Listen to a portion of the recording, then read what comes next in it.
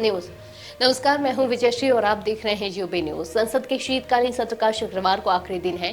1 दिसंबर से शुरू हुए इस सत्र का अंत भारी हंगामे और तीखी राजनीतिक बहस के साथ हो रहा है। सत्र के दौरान वंदे मातरम, चुनाव सुधार और ग्रामीण रोजगार से जुड़े मुद्दों पर चर्चा हुई, लेकिन सबसे ज्यादा विवाद वीबीजी रामजी यानी विकसित भारत गारंटी रोजगार एवं आजीविका मिशन ग्रामीण बिल को लेकर देखने को मिला। गुरुवार रात करीब 12:30 बजे यह बिल राज्यसभा से भी पास हो गया। इससे पहले लोकसभा में बुधवार को करीब 14 घंटे की चर्चा के बाद इसे ध्वनिमत से मंजूरी दी गई थी। राज्यसभा में बिल पास होने से पहले विपक्षी सांसदों ने जोरदार विरोध किया और बाद में सदन से वॉकआउट कर गए। विपक्ष की मांग थी कि इतने अहम बिल को चयन समिति के पास भेजा जाए ताकि इस पर विस्तार से जांच और चर्चा हो सके, लेकिन विपक्ष की गैर मौजूदगी में सरकार ने इसे ध्वनिमत से पास करा लिया। बिल के पास होते ही संसद परिसर का माहौल और गर्म हो गया। तृणमूल कांग्रेस के सांसद रात भर धरने पर बैठे रहे।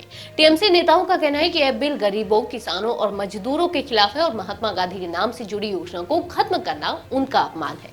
टीएमसी सांसद सागरिका घोष ने आरोप लगाया कि सरकार ने बिना पर्याप्त चर्चा के जबरन यह बिल पास कराया। उन्होंने कहा कि केवल कुछ घंटे पहले ही बिल की जानकारी दी गई, जिससे गंभीर बहस संभव नहीं हो सकी।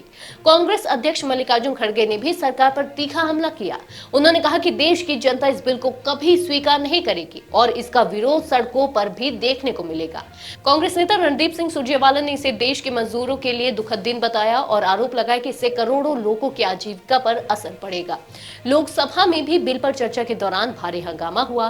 कृषि मंत्री शिवराज सिंह चौहान के बोलते समय विपक्षी सांसद वेल में आ गए, नारेबाजी की और बिल की कॉपी फाड़ दी। शिवराज सिंह चौहान ने जवाब में कहा कि मनरेगा का नाम शुरू में महात्मा गांधी के नाम पर नहीं था और विपक्ष केवल राजनीतिक आरोप लगा रहा है, ठोस बहस नहीं कर रहा।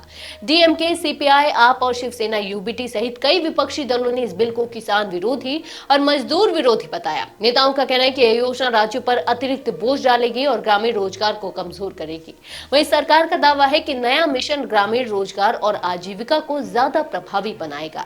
इस बीच पश्चिम बंगाल की मुख्यमंत्री ममता बनर्जी ने साफ किया है कि उनकी सरकार राज्य की ग्रामीण रोजगार योजना का नाम महात्मा गांधी के नाम पर ही रखेगी। संसद में आधी रात के बाद बिल पास होने के साथ ही यह साफ हो गया है कि आने वाले दिनों में यह मुद्दा संसद से बाहर सड़कों तक राजनीतिक टकराव का बड़ा कारण बन सकता है। आज के लिए बस इतना ही। अगर आपके इलाके में कोई समस्या है तो आप चुप मत रहिए, अपनी शिकायत हमें भेजिए।